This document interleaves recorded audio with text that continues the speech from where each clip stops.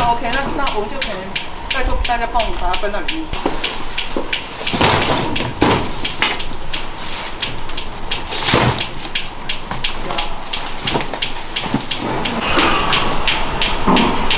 里面是什么？里面是啥？两个10期。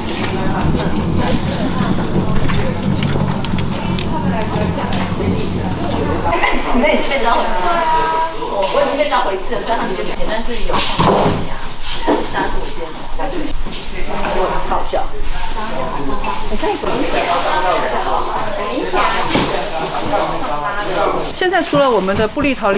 园医院有宣布，目前我们都是只出不进之外，那周遭很多大型的医院呢，那也要承担我们一些确诊病患的治疗，以及相关重症病患的这个转移，还有他们自己日常在大医院里面，他们在医疗的量能上面，所以这些大医院的负担跟压力已经非常的大了。那么民众如果在这个节骨眼上，如果他们有身体不舒服或生了一些小病，第一个他们自己不会想要去大医院，因为避之唯恐不及，那所以都会往一般诊所跑。那我们诊所就要负担起桃园目前呢做基础诊治或者是做这个医病的一个最基础的工作。那当然这些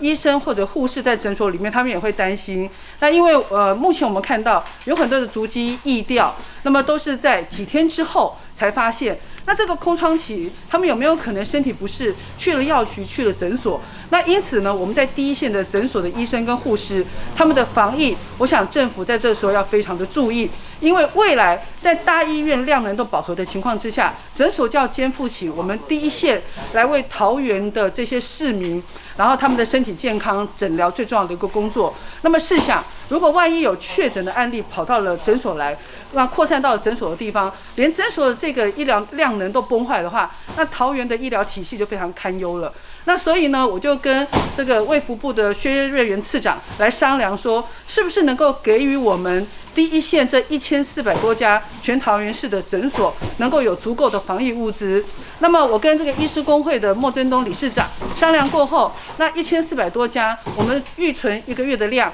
那目前我跟这个指挥中心那争取到了45000件的这个隔离衣，那么以及45000个 N95 口罩，那还有今天看到有非常多的酒精，那都会由医师工会这个地方来分配给全桃园市1400家的诊所，让他们能够在第一线为我们民众健康把关的时候，能够安心的来看诊。